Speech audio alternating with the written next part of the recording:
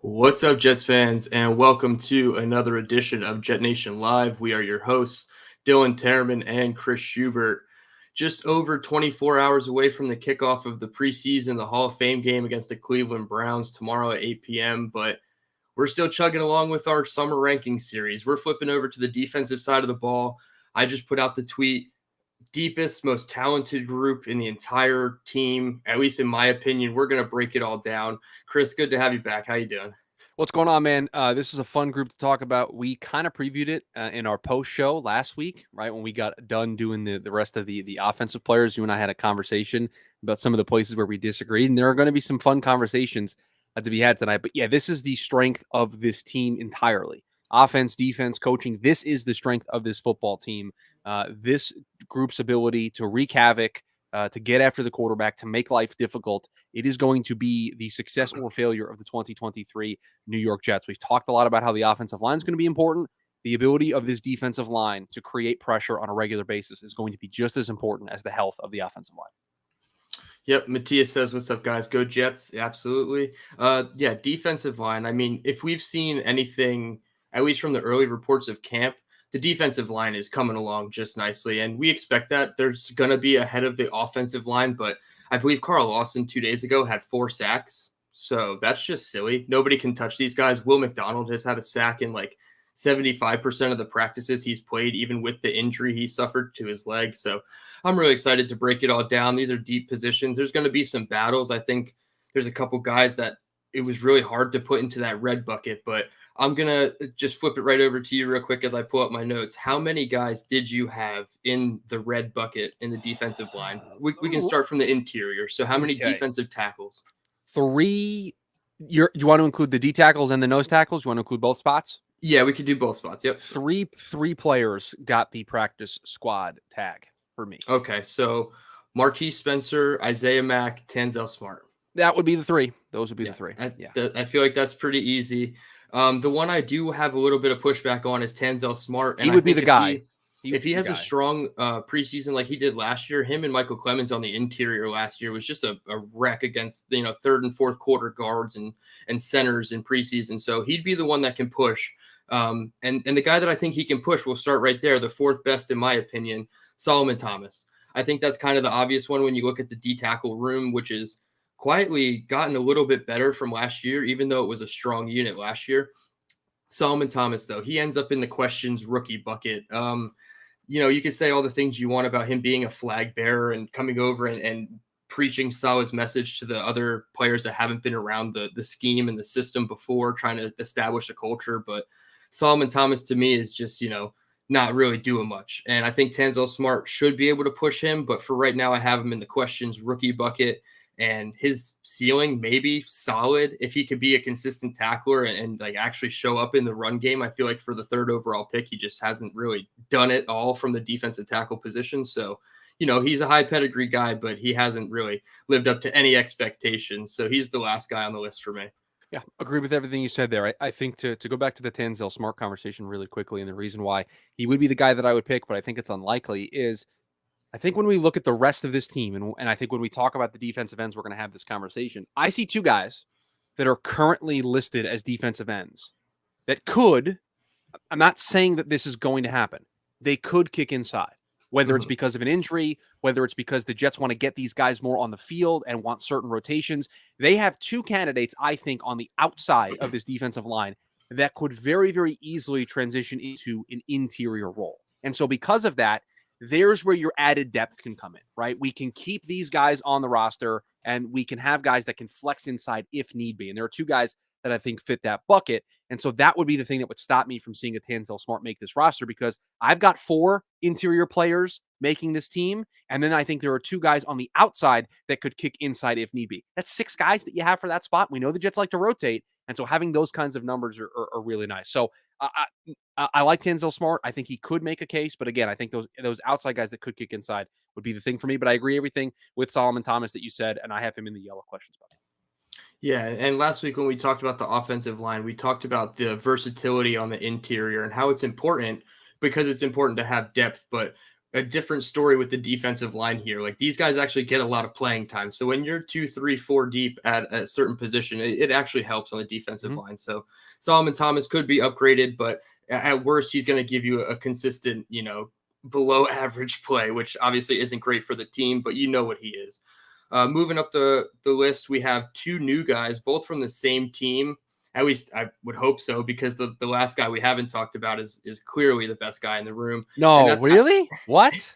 Exactly. And that's Al Woods and Quentin Jefferson. You could really put them in any order you want. I kind of have them as 2A, 2B. I don't really have a third guy, but if I had to lean one way or the other, I'd say we could expect to see a better season from Al Woods, but that's not to say Quentin Jefferson can't show up with 5, maybe 6 sacks and surprise everybody. So how do you kind of decipher between the two? I know they have clearly different roles, but do you see them kind of as like 2A, 2B, or do you think there's a clear one better than the other? I have Al Woods in front of Quentin Jefferson right now. For me, it's close, right? You use 2A, 2B. I'm good with that. I have no problem with that. Look, when we went into this offseason, one of the things that we asked the Jets to do as fans of the team, right? One of the big questions was, okay, you've got Quinnen Williams on the inside. You've got a bunch of guys on the outside that can also create a ton of pressure. You've got Carl Lawson. You've got John Franklin Myers. You've got Jermaine Johnson. You've got Michael Clemens. You've got Bryce Huff. They added Will McDonald in the draft. Okay, you got a lot of guys on the outside. You got Q, who's going to wreak havoc and get pressure on the quarterback on the inside. What are you going to do to stop the run? That's really the big concern that we had about this front of this defense. And these 2 signings, I think, were in addition to be able to help shore that up. And so for me, I think Al Woods is going to be the guy that's starting alongside Quinnen Williams pretty regularly.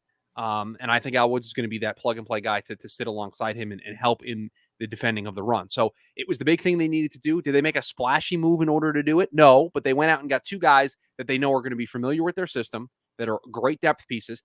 They don't have to be superstars. They've got the superstar at that spot. They've got one of the best players at the position in Quinnen Williams. You just need to be truly a complementary piece to Quinnen Williams, take up space, help in the run game. That's the role that the Jets are looking for alongside Quinnen Williams. They're going to let Q, when he's out there, Q, just go after the quarterback. They need the guy next to Q to be able to help in stopping the run. And so that's what I think both of these guys were brought in for, to help in that role.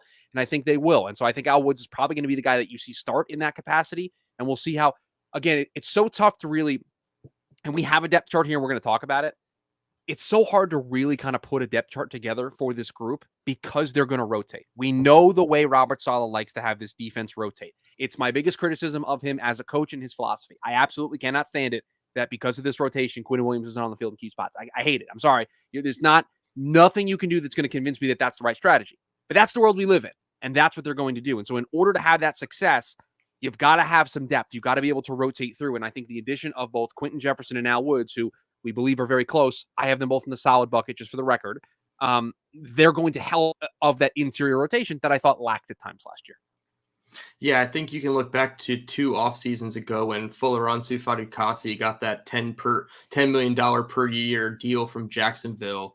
And that was kind of our run stopper in the middle alongside Quinnen Williams. And they didn't really have it last year. Sheldon Rankins was a good piece, but everything you said about Al Woods, I agree. He's a good run stuffer. Yeah. But what makes me really excited about him is that he's 36 years old, ready to learn how to pin his ears back and go in this system. So if you could just add another tool to a toolbox, I think as a veteran, you pick that stuff up a little bit easier than a 24, 25-year-old. So if he can just pick it up real easy, he could actually be a threat. So when they come out on first down, 1st and 10 on defense, whatever, however many linebackers, if they're 4-2-5 or a 4-3 base, I think Al Woods is going to be the guy next to Quinnen Williams. So yeah, I'd have him as a 2. I have them both, him and Jefferson, as the solid bucket, but there's no one touching number 1, and that's an easy one. Quinnen Williams. Breaking news on the show: Quinnen Williams going into the franchise bucket for me on the show.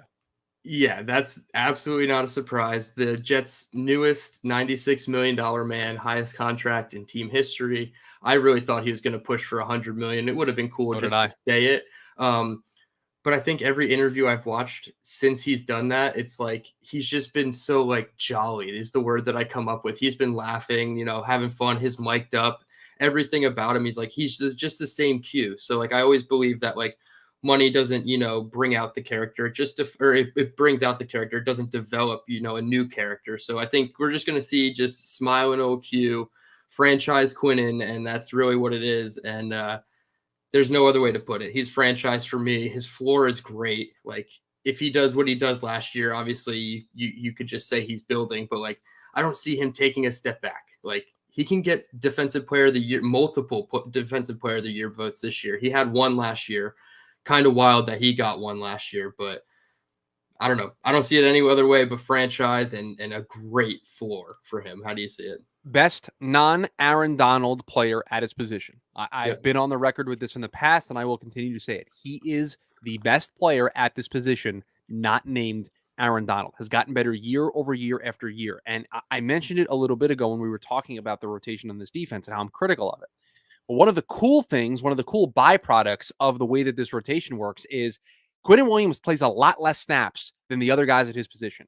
And so you'll see a ton of tweets and a ton of stats and a ton of stuff get thrown around that show you the production that Quinnen Williams is able to put together in comparison to the other players at his position with like hundreds of less snaps compared to those players. Yep. He is elite of the elite. He has graded everything in this spot. And the only thing you can say, the only thing that would stop you from talking about him in that elite tier is you could say, well, he's not on the field all that much. He doesn't play that upper echelon of snaps.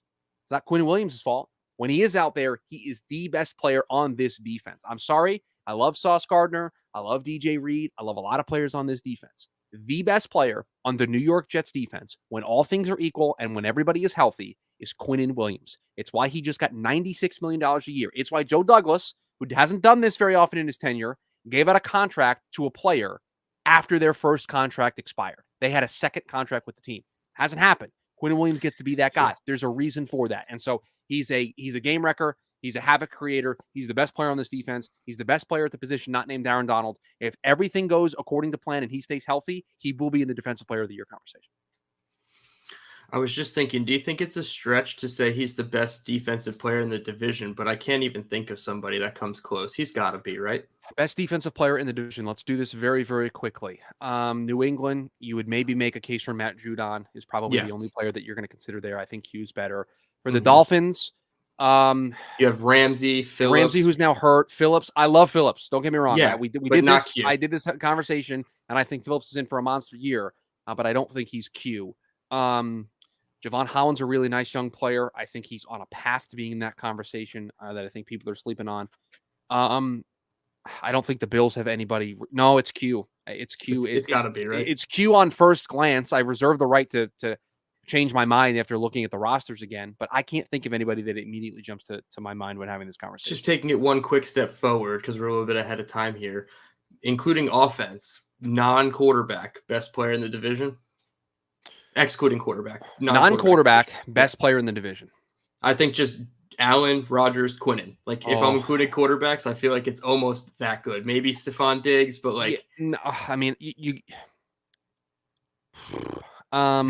the two Miami wide receivers, Tyreek Hill and Jalen Waddle, I think are strong candidates. Tyreek Hill, he little. You said non-quarterback. So for Buffalo, I think you're talking about Stephon Diggs, maybe. For the Patriots, there's not a single player on the Patriots that I'm Sam Teets in the chat says I'd probably go Tyreek Hill over Q. I agree with that him or Waddle were the two names. One of the wide receivers. Yep. Yeah, I just think they're just so important to what that team does.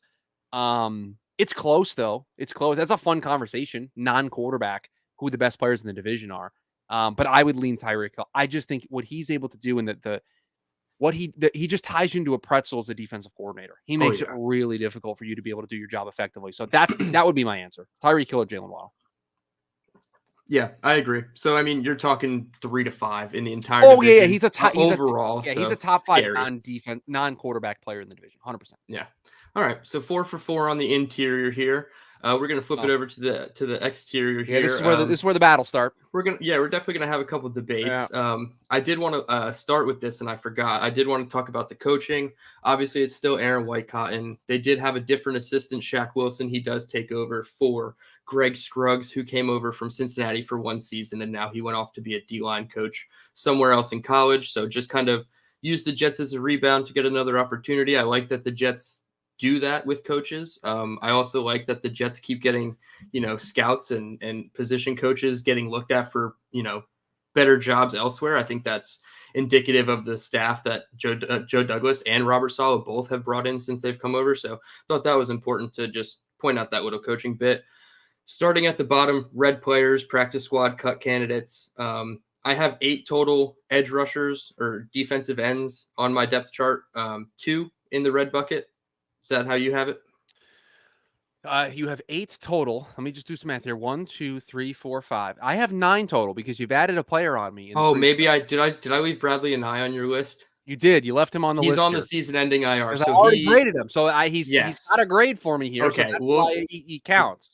We'll count season-ending IR, Bradley and I, as he's in the red bucket. It would the third bucket. Would not have mattered. Yeah. So you take him out. I have 8. How many did you say are in the red 2. bucket? I have 2 as well, if we're not including Bradley and I. Okay, so obviously Deslin Alexander, I'm going to guess the UDFA from this season from Pittsburgh is 1, and then the newest edge rusher that they signed from, I believe, the Colts on in free agency, Ife Odenigbo. And when they first signed him, I was looking at his stats and just his PFF grades, just getting a baseline knowledge of who he was, and I really thought he could push for being somebody on this roster 2 seasons ago when we didn't have the depth. We've spent 47 draft picks on this position. We've got depth on depth on depth. And listen, you always like to have depth. They're 6 deep at the spot. They have 6 guys that are all going to have roles on this team at this spot throughout the course of the year. Like, I'm sorry, that's enough depth. They're going to have 6 guys on the roster, and that's the way it's going to work. Yeah, exactly. You said 6, so that rounds us out with an even 10 on the defensive line. I believe on last week's show we had 10 offensive linemen as well. So kind of like that, that balance in the. I was just about to say balance in the trenches. We love it. We're going to start obviously at the bottom. The net neutral is Will McDonald. I have him obviously just as the number 6 in default. I fixed the consensus rankings to look like the current depth chart that the team announced. So Will McDonald is the 3rd string on his side.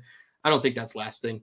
Probably by week like 5 or 6, he'll have a couple like game-changing sacks on 3rd down, and they'll move him up a little bit, get him some more playing time. And I think for him, obviously he's questions rookie. That's just kind of our rule. He goes into the yellow bucket, but I don't know, man. This guy, it just excites me. I've been like begging the Jets on socials to try to get Will McDonald's legacy white jersey for purchase so I could buy it, because I just want to rock that 99. I feel like him coming off the edge is going to be special, and he's going to turn heads in the preseason. I hope he plays tomorrow. I hope he's one of the guys they don't bench. I want to see him play tomorrow. So I'm really excited about him, and he's probably going to be – he's not going to be 6 on this list next year. I'll just say that.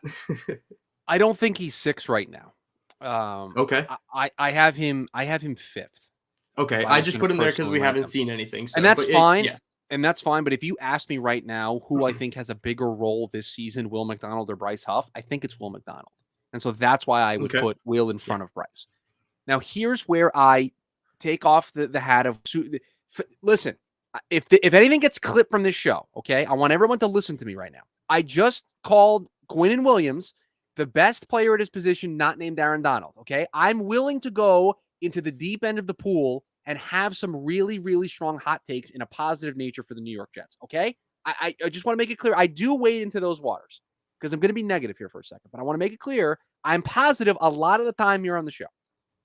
If there's something that would stop me from buying into Will McDonald in 2023, it's we have a very recent example of the New York Jets using a first-round pick on a pass rusher, and that pass rusher being developed very, very slowly throughout the course of their rookie campaign because of the sheer depth of the room.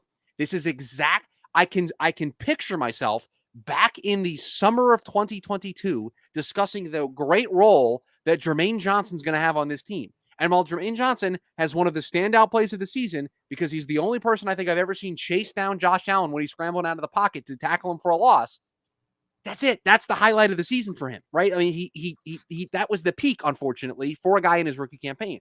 And so that would be the thing that would tell me to pump the brakes a little bit, because they've got other guys that we're going to talk about. We're going to talk about Carl Lawson here in a second. We're going to talk about John Franklin Myers. They've got Jermaine Johnson entering year 2. All guys that I think are going to be above Will McDonald on the depth chart in this rotation. Now, if they truly think that putting Will in this wide 9, taking off the handcuffs and letting him go is the thing that's going to unlock something for him, and he's going to be just an absolute stud.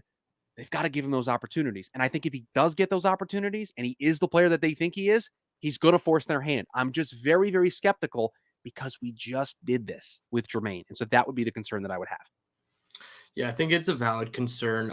When it comes to the Bryce Huff role, I feel like my hope is that Bryce Huff still occupies that role. Third down, passing down, go get him, Bryce. That's exactly the role because he does it so well. Third and second plus, or if it's your rotation, 2nd and 7 plus, like just get in there and likely passing situations. But when I look at Will McDonald, obviously he's still got to develop his strength and his power, and Saleh's mainly talked about his freakish bend.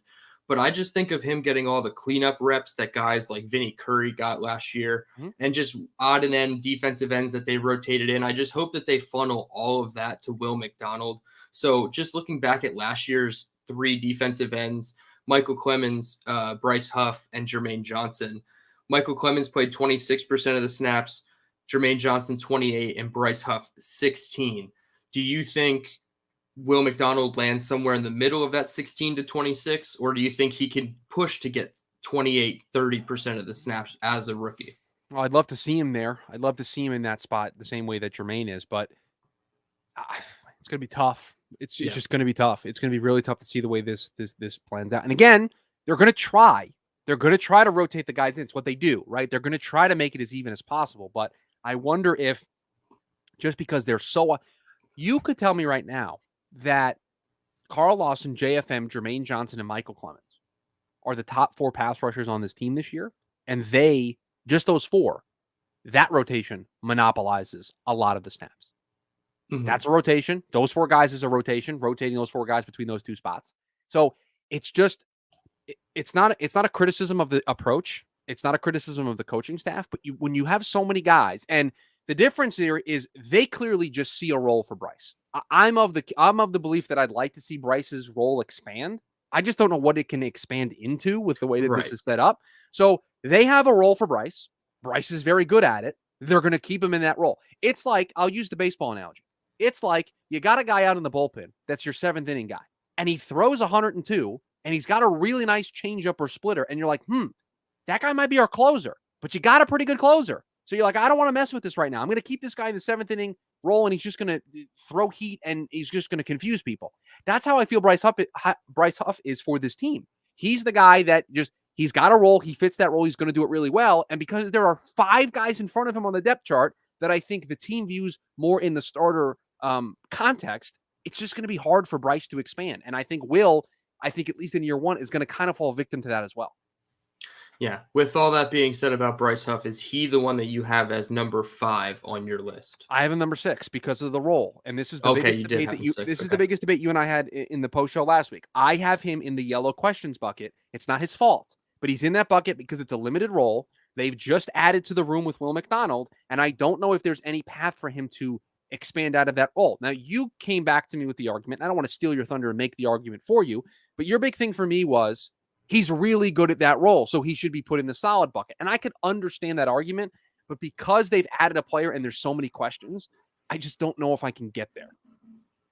So I went one step further. I put Bryce Huff in the good to great bucket because of what he does in his role. And I'll get into this. I was willing to split the difference with you and put him in the green solid bucket. And maybe that's what we end up doing. Now you've gone too far.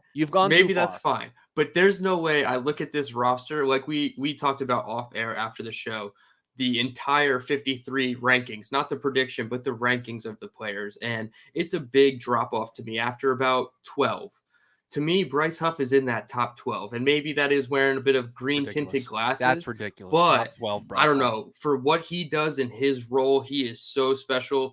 Obviously, they don't think he's enough to be a 3-down player and defend the run as well as I thought he could coming out of Memphis and in his first year with the team. But I don't know, man. He's on the good side. He's not great, but he's good in what he does, and I think that was better than solid. So I hope all that comes down to we meet somewhere in the middle at solid. But I'm fine with that. I have to give Bryce Huff his flowers that he is he's probably top 3 in this defensive line, and he just has such a small role. This dude was playing 9 snaps at one point this last season. 3 healthy scratches for Vinny Curry coming off a heart injury and surgery, which is just scary for anybody, let alone an older player. 9 snaps, 15 snaps, 21 snaps. Like, it's just silly. His last 3 games, 6, 7, 12. Just no. That's not – you need to get Bryce Huff in the 18 snaps to 25 snaps per game, and maybe let's see. But I think the Jets in this new offense with potential leads, that could happen. So everything could be in flux, and we could see Bryce Huff everybody getting an expanded role on the defense because they're just going to be out there more or less, but in better situations for this defensive line. I have a tough time personally. You did it, and that's fine. You made a great case. I have a tough time personally giving somebody the good, great, and above tier if you're a role player. Doesn't have to be entirely your fault. It's not Bryce Huff's fault that he's a role player. At least that's what we think. We think if he had an expanded role, he'd be awesome. I just can't get there if you are a role player and you have a very specific skill set that you're using right now, which is him, those third, second and long designated pass rush situations where they're just letting him wreak havoc. So I have him 6. I have Will McDonald 5. And now I guess we can go from there to get to the final 4 guys on our list. Yeah, I'll let you go with 4 because now that the list is not, even at all, I think we'll be a little choppy the rest of the way up. So number 4 for you, who is that? Michael Clemens. Michael Clemens, a late day 3 draft pick for the New York Jets a year ago, was a training camp darling last year. Played very well in the limited snaps that he did get in 2022, and I think is geared up for a big role. I think they have big plans for him this year. I think he's going to slot in here as, again, part of that top half rotation, at least at the beginning. And this is where Will McDonald's kind of sitting around going, I got to beat these guys. This is tough, and it's going to make them better. I think the cream's going to rise to the crop there, or the top in for these guys at this position, right? So for Michael Clemens, it's one of those things where this is a guy that made the most of his activity in 2022. And when I look at where he sits in this depth chart for this season, for me, I think he's a little bit behind Jermaine because I think Jermaine is set for a big role in 2023. And for Michael Clemens, he's going to slot in right behind Jermaine and the other 2 guys that we're going to talk about here in a second, which are Carl Lawson and John Franklin Myers. So for me, I have Michael Clemens at number 4, and you have that smirk on your face, which makes me think you're going to tell me that Michael Clemens, number 3 on the list for you, good to great or franchise. You're going to have something to hit me with. No, I'm smirking because I agreed with everything you said, and I just switched the settings on my mouse pad, so now a 2-finger swipe backs me out, and it's just awful, like trying to figure out this new technology. But I agree with everything you said. Michael Clemens is that guy. I had him as 5, so I'm not going to push back where you have him. Yes, he's the fan favorite. I mean, you show up to camp, no shirt, barbed wire bat. You're our guy. Love you. The black Air Force Ones. You're just our guy at that point. You spell Michael with the E first. Right, you're just it. We love you. Like, the whole character, everything. I can't wait to see him on Hard Knocks, One Jets Drive. But I mean, yeah, it's tough. I think when I first did this, I was a little, over my skis and just had the green tinted glasses on with the defense specifically. And I put him in solid. And that was because of his special teams contributions. He had the block against Green Bay that led to the touchdown. And then I'm like, okay, yes, but a special teams role for him, I don't know if that's viable moving forward. So maybe he doesn't play special teams as much, but if he does play special teams, I think that's his ceiling as a solid player because he can wreak havoc against like backup tight ends and wide receiver 5 and 6s on special teams if that's what they want him to do. But from a defensive perspective specifically, that was hard to say. 25% of the snaps seems about right for him moving into year 2. Maybe they do want to test him more against the run. I think he can do that, but I don't know. Something about him pass rushing, his 2.5 sacks, 13 pressures last year, 3 tackles for loss. I don't know. I felt pretty good about what he did as a pass rusher. So I'm okay with him being the 4th guy, and he'll probably get the opportunities before the young guys like McDonald and maybe even Huff. So I still have him in the yellow bucket. He's a second-year player with limited snaps, and that's the thing that's not. There's a lot of potential there. The ceiling's really high, but I think he's in a rotation. He's going to get probably a little bit more workload this year. What does he do with it? And because I have those questions, he gets the yellow marker, just like Jermaine Johnson gets the yellow marker for me, the guy that I have third on this list, because it's really the same thing. The difference is where Jermaine Johnson was drafted and where Michael Clemens was drafted. That's the difference between these two guys. And I think Jermaine Johnson, I think, is a better overall, well-rounded player at the position, and that's why I have him up on the depth chart, and that's why I think he's going to have a bigger role. I think you looked at the rookie season for both Jermaine and Michael, but specifically for Jermaine, as a acclimation period, understanding the system, understanding what the Jets wanted from him, and now this year is the let loose, be the first guy up in this rotation, I think, off the bench, and you're going to be the guy. But I still got questions, so he gets the yellow tag. I have him as the third defense. He's DN3 for me, but he still has questions. Yeah, and just like Michael Clemens for me, I started him as the solid bucket. And perhaps that was just because of the recency bias of him having one of the best camps on the entire team. You know, he's just really showing it off the edge against whoever they put out at tackle, Mekhi Becton, Billy Turner. I feel like it's everybody but Max Mitchell, which is a good thing. So I don't know. Jermaine Johnson, to me, he stayed in solid, but his ceiling is it could be good to great. Like we said, this flux of snaps that's completely up in the air. I know they say 30 to 35 is like where they like to limit players, but if he even gets to that 30 to 35 threshold as a full-time player, he can be special. I think the weight that he put on, his ability to already set the edge against the run, his pass rush probably needs to come along a little bit more, but it seems like it has. Obviously, he made more splash plays than Michael Clemens, so for that reason, I put him in solid, but everything is kind of a sliding scale with these buckets, so that we didn't end up with 15 different buckets. Trying to slim it down to 5. The rookies question bucket is going to be so large with the amount of different players that are going to be categorized in there. Oh, so don't you worry. I got a whole position group for that bucket. Don't you worry. Exactly. So you can wait, folks. You can throw. Yeah, I was going to say you could throw a ton of names into that questions rookie bucket with a ton of different outcomes. But for me, I think Jermaine Johnson was just a smidge ahead of that. So I'm going to go ahead and put him solid. And maybe that is just because he is having a nice camp year too. But I think he can really build off it. And to me, he was my number 4 guy. So I had him as solid. Moving on up, number 3 for me, obviously, then was Bryce Huff because I had him in good to great. Yeah. So who is your number 3 then? So I have Michael Clemens 4, Jermaine Johnson 3 is how I see it. Oh, okay. That's how we did it. Okay. Yep. So then we're on number 2 then. We're on number 2 and number 1. I believe we have the same, but I believe we have them in a different order. And no, don't tell me you have. I'm going to be upset with you. I have a guy with the 3-letter acronym as his name, as the number 1 defensive end on this team. Yes, and I'm gonna preface it with the same argument I used last week with Dwayne Brown and the offensive line. Dwayne Brown is the second best offensive lineman. I think we've kind of said it's arguable and most likely right now. John Franklin Myers, to me, is the second best defensive lineman on this team, and Bryce Huff is probably the closest third to Carl Lawson as it can get. But I have John Franklin Myers as the best, and then Carl Lawson as number 2. Can I share a take with you here on the show? You can absolutely share a take. I think I agree with you. I think I agree with you. Yes. And the reason why I agree is because I'm still a little skeptical of what the new ceiling is and floor is for Carl Lawson coming off the injury. I don't know if we got a really good gauge of it last year of what his ceiling and floor is. And so because of that, because I still have some questions, listen, I thought it would have been absolute anarchy if I put Carl Lawson's in the question bucket, and he's too good of a player to have in that bucket. But because I have, I think, a couple more questions for Carl Lawson than I do JFM.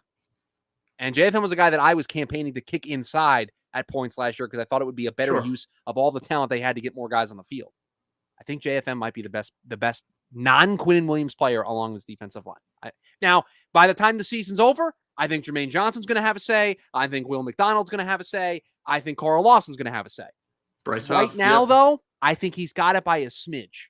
I think it's a 1A, 1B situation here for John Franklin Myers and Carl Lawson. Yeah, I think to me, it came down to consistency and availability. And I know Carl Lawson played 17 games last year coming off the Achilles when he probably should have missed more than half of the season as it was. But I keep going back to it. And John Franklin Myers, to me, I don't want to spoil our rankings, but he's top 10 for me. Like this guy, we look at this roster, he is fringe top 10 for most people. I think he's comfortably in my top 10. I believe I have him at number 8. So it's just hard to argue that he's not the second best, but I think, yes, Carl Lawson, Will McDonald, Bryce Huff, all names you could throw into the ring of this is potentially edge number 2 behind, or defensive line number 2 behind Quinnen Williams. And I hope John Franklin Myers gets every opportunity. I know we want the young guys to step up and get roles, but guys like John Franklin Myers don't come along every year. So we need to take advantage of him while he's here. Probably one of the best sneaky signings that Joe Douglas has done on the waiver wire. I know Braxton Berrios was another waiver wire guy. So John Franklin Myers was a steal, in my opinion, from the Los Angeles Rams. I agree. I think that this is the strength of this team. Carl Lawson and JFM up front with the other guys that we mentioned that we believe have super high upsides behind them. So I love this group. Again, I think it's the strength of this defense, and we'll see because they have a couple of guys in the in the depths in Jermaine Johnson, Michael Clemens, and Will McDonald. I think somebody's going to have the opportunity to emerge and be a stud. Who's it going to be? That's the question. Yeah. So officially, what bucket did you end up with Franco Myers? Solid or good to great? They're both solid, and we can't. I don't think there's any good to great players currently. I put Franco Myers in the good to great. Of course you did. You give out those grades like they're Halloween candy. Like it's unbelievable. The good to great tag, I definitely did. I was a bit more sparing with the franchise, like you said. I think we both ended with 5, but I think I ended with 5 or 6 goods as well. So that's still only 11 players on a 53-man roster. I have 8 combined in those 2 buckets. Exactly. So that's tough. To say that your 9th best player is solid is like, yeah, our roster is really good, but like there's still, some questions. And I think it's 100%. It's really interesting when we get down to the final rankings. Now that we've gotten through all of the names at least, let's go through a couple different rotations. My first preference on rotation would be Franklin Myers and Lawson on the ends, Quinnen Williams and Al Woods in the middle. Are you in agreement with that? I understand the thought process. Here's my thinking. You've got 3 players in Michael Clemens, Jermaine Johnson, and Will McDonald that are pretty overall inexperienced. Do you necessarily split up the veteran leadership of Carl Lawson and John Franklin Myers and stagger it where it's Carl Lawson and Jermaine Johnson, and then it's John Franklin Myers and Will McDonald, or John Franklin Myers and Michael Clemens? Do you split it that way so that defenses aren't like, oh, just wait till we get the second team in there and they're inexperienced and then we can feast, right? Do you maybe split it up that way? I don't know. I don't know how they're going to do it. That's true, because using my line, if you do the second one of Jermaine Johnson and Will McDonald on the ends, yes, you're very, I guess, green, so to speak, raw. on you're the very edges. Raw. So, and then you have Quentin Jefferson in the middle and Solomon Thomas. And yeah, that's not great, but when you're looking for those double team opportunities to free up the one-on-one opportunities, I agree. I think that's pretty solid. People talk about the NASCAR package, and I think the Jets have the ability to use that. I don't know how often they did last year, which is 4 defensive ends all across the line. They're basically defensive ends swapping in for tackles just to get all your speed. NASCAR, obviously, speed. So I'm looking at potentially Jermaine Johnson, Quentin Jefferson, you can't. Michael Clemens, JFM, and like a Will McDonald or Bryce Huff. Your 2 and candidates, I think that's really solid. Your 2 candidates to move inside, I think, are John Franklin Myers and Michael Clemens. I think those are the 2 easiest guys to kick inside if you were going to do something like that, because I think they could potentially play the traditional role of an interior player if need be. And so you could do something like that if you really wanted to. So those would be I mentioned earlier that there were 2 guys that I thought were candidates to kick inside if need be because of injury, and it's those 2 guys. It's JFM and it's Michael Clemens. Yeah, and before I get to my last question here, there's no sleep in here. There's no sleep on Huff. We're wide awake. Don't you worry. Yeah, just questionable, I guess. He's got a very specific role, and I don't see the way out of the role. That's it. That's all I said. That's all I said. I agree.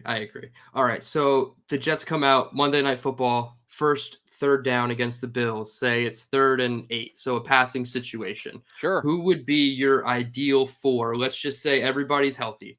Whatever. They just came off a TV timeout, whatever happened. Everybody on the defensive line is healthy. Yeah. That third down defensive line, who do you want? We've got, we need Carl Lawson. Okay. We need Quinnen Williams. Mm-hmm. We need Al Woods.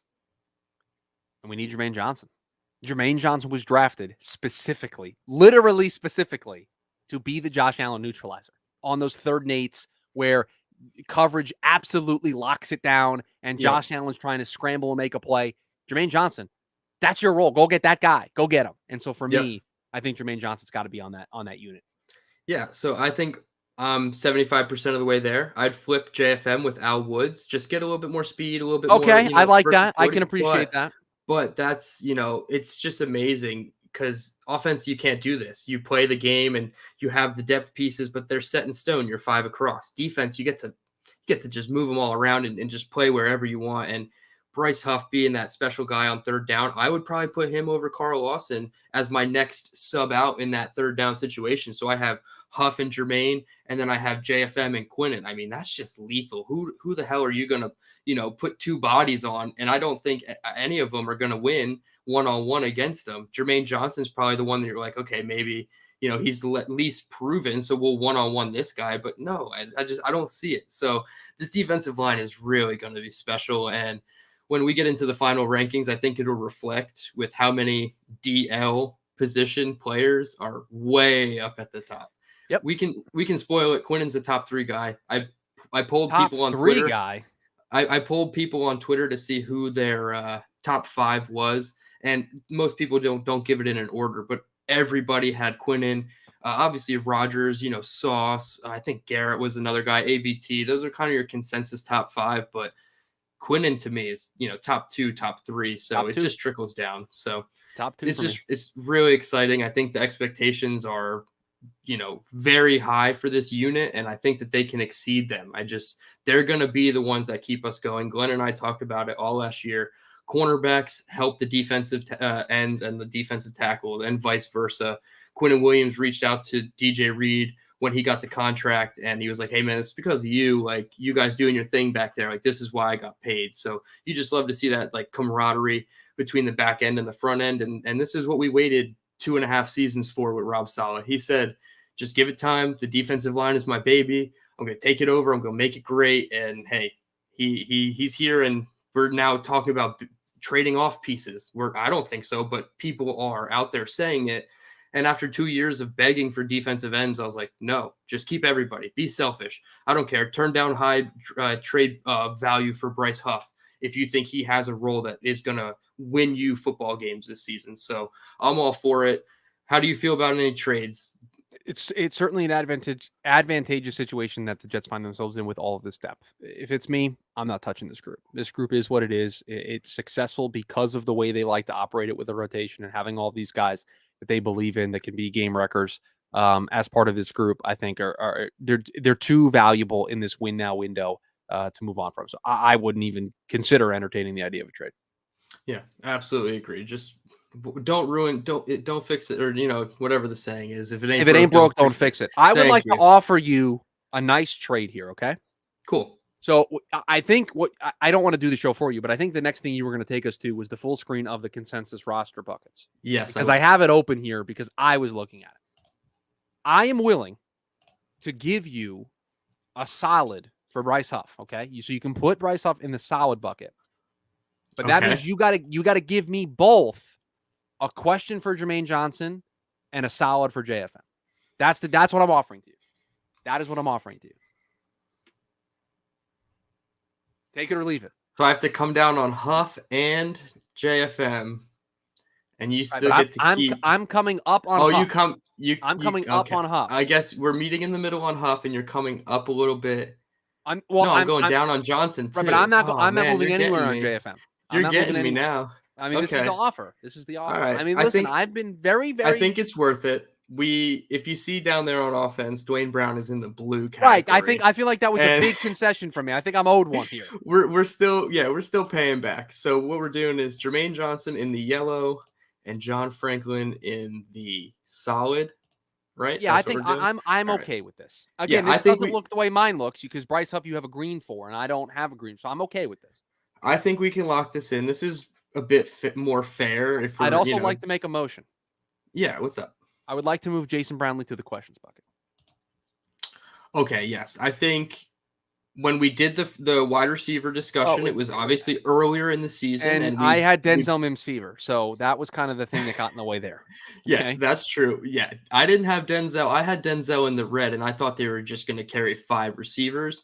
But no, this is kind of a guy that you just can't. You can't keep him off the roster. I think he He's makes made the at this point. 53. Yeah. Obviously, we're not going to move him up anymore. He's a net neutral now. Jason Brownlee in the yellow bucket.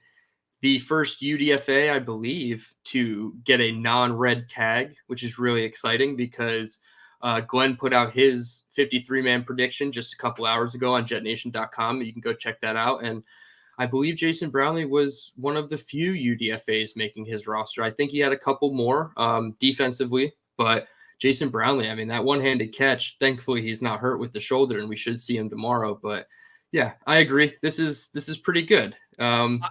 Listen, I think we end on a good note here. We're not arguing. We're in agreement. I think we just now, because next week, we're doing linebackers next week. I think we're doing all back 7 just so we can get it I'm all here to tell in. you, we're gonna have folks get close to wherever you're listening to this, your laptop, your phone, however you're listening to this podcast. Next week, there's going to be a lot of yelling. There's going to be a lot of arguments, because I'm here to tell you there is one player that I know for a fact the case is going to be made that he deserves to be in the good, great bucket, and I am not going to stand for it. It's not going to happen on my watch. So there's one player in particular. I have an entire room. There's one entire position group. There's one entire room that is all question marks. I'm not going to tell you who it is. There's an entire position group that we are going to talk about next week that I have all yellow tags for.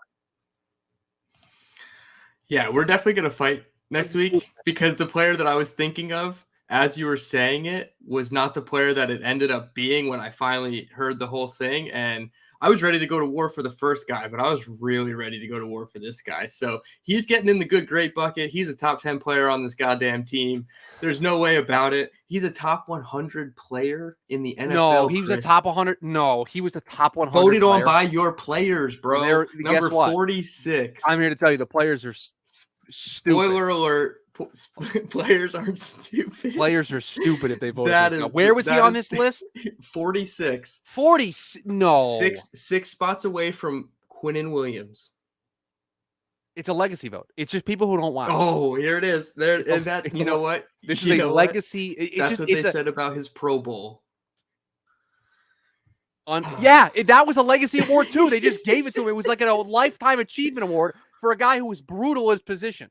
What I will say, though, is when they talked about it, when Saleh went up to the press conference and talked about it, he was not in the discussion for Pro Bowl until it got down to the coaches and player vote, which is like 50% of the vote. The fan vote is whatever percent, and then the other percent, and then the coaches and players is 50%. And that is what put him in the Pro Bowl. So with that, we're going to end the show. It's a mystery. If you haven't figured it out already, you can Google all the accolades that this man did. It's going to be a fun one. I'm really excited. For Chris, you can follow him on Twitter or X at Chris Schubert _ You can follow me on X at Tereman. You can follow Jet Nation on all social media platforms at Jet Nation. We really appreciate everybody's viewership, everybody's chat interaction. We're going to do a mail bag style sometime before now in the end of the season, or beginning of the season. Hopefully we can have all 3 of us back with Glenn. We can all do like a little round table mailbag style. I know there's some interest in that. So Chris, what do you got working on TDN Daily? I see some prospects on your feed. We are deep in the prospect weeds right now. We are going through all of the quarterbacks for the 2024 class, and I already have a hot take of who QB1 is. And so I'm not going to spoil it here, but I will say the first 2 episodes of my prospect series, we talked about USC quarterback Caleb Williams, and we talked about UNC quarterback Drake May. And I highly recommend, if you're into this kind of stuff and you like hearing about prospects, you get my raw thoughts from sitting down. I tell you what games I've watched. I give you all of my thoughts on what I think about these players. And this is just going into the season. This is not like this is the projection I think for this player. It's how I view them right now with an entire season to go before they enter the draft cycle. And so if you like that kind of stuff, we've done 4 so far. I've got 2 more to go this week, more than likely. So looking forward to that. So if you like that kind of stuff, we're doing that over on the TD and Daily podcast. I think a lot of people can appreciate that because, like you said, you're talking about him now. You're not Mhm. necessarily projecting him to the next level. You're just talking about what you've already seen him do. And sure, everybody loves to get into the projections of the summer and, oh, he's QB1. He's going to be a this or that, a Oh, top trust five me, pick. But I say who my QB1 is right now, but I yeah, I couch it in the sense that this can change. There's an entire season for this yep. to change. It's my evaluation of the player right now as they've played last season. Exactly, and that's the best part. I have them stockpile waiting for the weekend, so when I'm off work, I can just cram all your TDN dailies in, all the Yeah. draft dudes, all the college football content that I've been consuming because we're there. Tomorrow we start a game. It's kind of crazy. We're not going to get out of here without giving a couple predictions.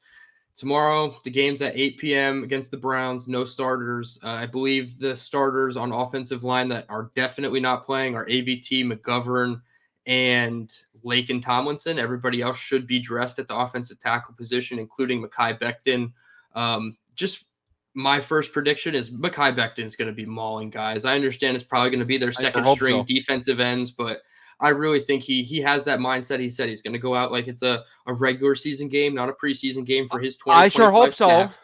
And I want to see a lit up Mekhi Becton. So that's my softball prediction number one. What do you got for prediction here? Yeah, I mean, I'll tell you, I think we are watching a center battle in progress, but not between the people that we thought it was going to be between. It Yep. appears as though it's McGovern and Schweitzer battling it out to be the center. I think Schweitzer's getting the start tomorrow in the Hall of Fame game. So that's the thing I'm keeping an eye on. I'm keeping an eye on the Mekhi Becton stuff.